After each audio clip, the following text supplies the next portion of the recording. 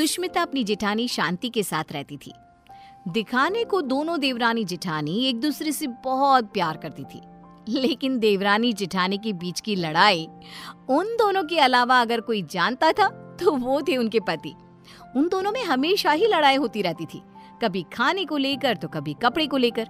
ऐसे ही एक दिन सुष्मिता का पति वरुण अपनी पत्नी और अपनी भाभी शांति से कहता है, सुष्मिता भाभी और भैया, मैं सोच रहा था कि इस घर में एक नौकर रख लेते हैं, क्योंकि इस बड़े से घर में मेरी भाभी माँ और मेरी प्यारी पत्नी के अलावा और कोई नहीं रहता। इस घर की सफाई करने में इन दोनों का कितना समय बीत जाता है, ये हमारे लिए खाना कैसे बना पाएंगी। तो मैं सोच रहा हूँ कि इस घर में एक नौकर को ले आता हूँ। वरुण, आइडिया बुरा नहीं है, लेकिन इन दोनों का झगड़ा देखकर मुझे लगता है कि हमें 2 नौकर रखने चाहिए। भैया, इतना बजट कहाँ है कि हम 2 नौकर रख सके। अरे आजकल नौकर कितने महंगे हो गए हैं। ये बात तो है। ठीक है, फिर 1 नौकर रख लेते हैं। हाँ, इस घर में नौकर ले आओ, लेकिन 1 नहीं 2, क्योंकि जो नौकर मेरा काम करेगा, मैं नहीं चाहती कि वही नौकर मेरी जेठानी का भी नौकर बनकर रहे। हाँ, मैं भी नहीं चाहती कि मेरा नौकर तेरा काम करे। हाँ, तो कह दीजिए ना जेठ जी को कि आपके लिए भी नौकर ले आए वो। हाँ, मेरा पति मेरे लिए नौकर तो ले ही आएगा ना, क्यों नहीं लाएगा।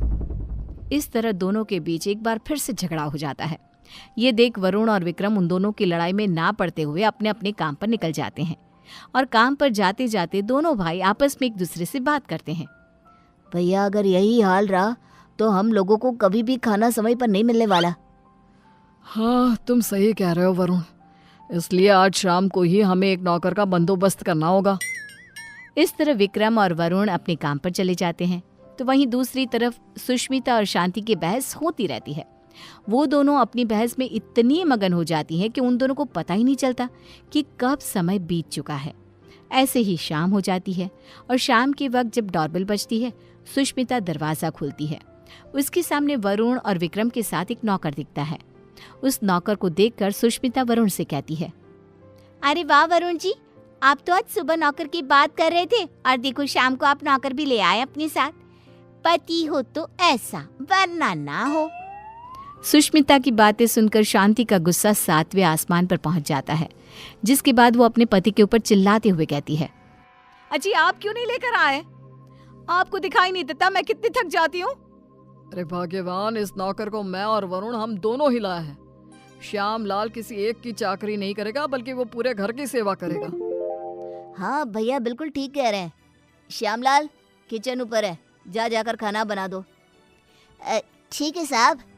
श्यामलाल किचन में जा ही रहा था कि तभी शांति उसे रोकते हुए कहती है, अरे श्यामलाल, पहले तुम मेरा और विक्रम जी का खाना बना देना। इन दोनों को क्या है, इन दोनों का आराम से बनाते रहना, क्योंकि ये लेट नाइट्स होते हैं। ठीक है मैम साहब। अरे ऐसे कैसे? श्यामलाल, पहले तुम मेरा खाना बनाओगे। बेचारा श्यामलाल उन दोनों की बात में फंस जाता है। वो सर पर हाथ रखकर बैठ जाता है, क्योंकि उसे समझ में ही नहीं आ रहा था कि पहले किसका खाना बनाया जाए। ये देख अब विक्रम श्यामलाल का समय फिक्स कर देता है, और अपने समय अनुसार श्यामलाल अपना काम करता है। कुछ दिन तो घर में शांति का माहौल बना रहता है, लेकिन एक दिन श्यामलाल कपड़े धोने के लिए सुष्मिता के पास जाता है और उसे कहता है, बेन साहब, कपड़े धोने के लिए हैं तो आप मुझे दे दीजिए, मैं अभी आपके कपड़े धो देता हूँ। उसकी बात सुनकर शांति आती है और उसके ऊपर चिल्लाते हुए कहती है, श्यामलाल, तुम पहले मेरे कपड़े धोगे। अगर तुमने मेरे कपड़े नहीं धोए तो मैं तुम्हें नौकरी से निकाल दूंगी। जी, नाम तो आपका शांति है, लेकिन आपके अंदर ना शांति नहीं है बिल्कुल भी। अरे इस समय वो मेरे कपड़े धोएगा।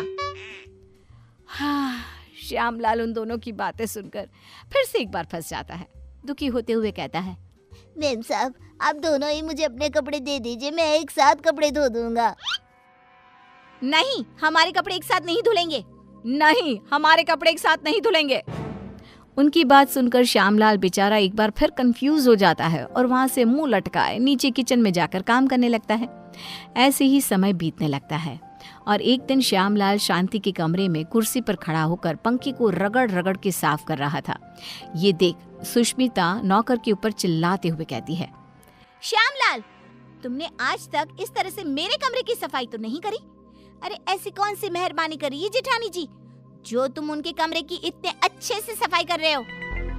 श्यामलाल कुछ बोलता तभी शांति आ जाती है और सुष्मिता को जवाब देते हुए कहती है, देवरानी जी, आप कुछ नहीं बोल सकती क्योंकि अभी आपके कमरे की सफाई का समय नहीं आया है, तो आप मेरे कमरे में आकर अपना लेक्चर मत दो श्यामलाल को।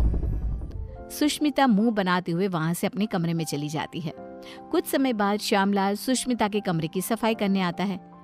सुष्मिता श्यामलाल से अपने दरवाजे को भी घिसवाती है और अपने शीशे को भी चमकवाती है।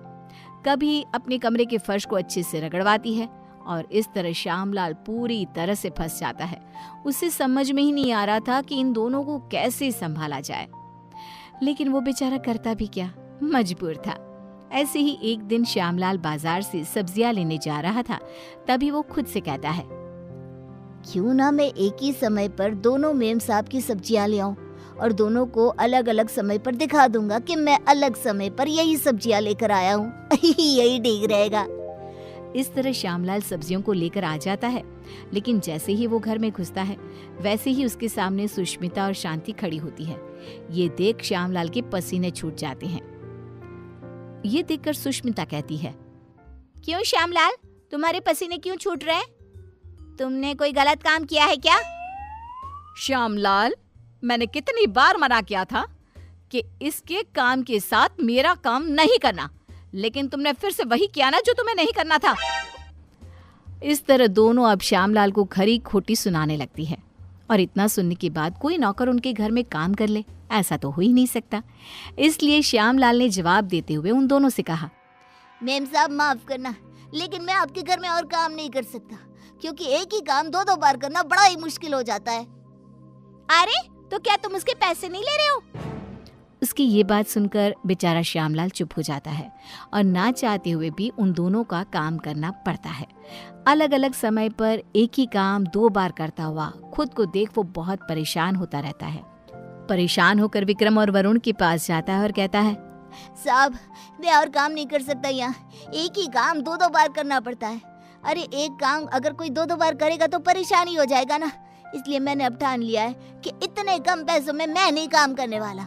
अगर आपको काम करवाना है तो आप किसी दूसरे नौकर को ढूंढ लो। मैं तो यही सलाह देना चाहूंगा कि आप दोनों अपनी अपनी पत्नियों के लिए अलग अलग नौकर रखना, वरना उस बेचारे का भी मेरे जैसा ही हाल हो जाएगा। इतना कहकर श्यामलाल उनकी नौकरी उनको ही सौंप कर चला जाता है।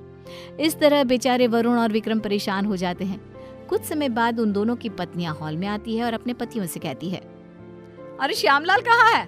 अरे श्यामलाल कहाँ है? दोनों भाई एक दूसरे की तरफ देखते हैं और कहते हैं, वो काम छोड़कर चला गया। तुम दोनों ने उसके नाक में दम कर रखा था। अच्छा, तो हम लोगों ने उसके नाक में दम कर रखा था तो तुमने उसको निकाल दिया ना, तो अब इस घर का काम तुम लोग ही करोगे। हाँ, मेरी देवरानी बिल्कुल सही कह रही है, अब इस पूरे घर का काम तुम लोगों को ही करना होगा। इतना कहकर दोनों देवरानी जिठानी चली जाती हैं। अब बेचारे वरुण और विक्रम दोनों को ही घर का काम करना पड़ता है। घर की सफाई, कपड़े धोते, बर्तन धोते और खाना बनाने के बाद बेचारे दोनों ऑफिस जाते।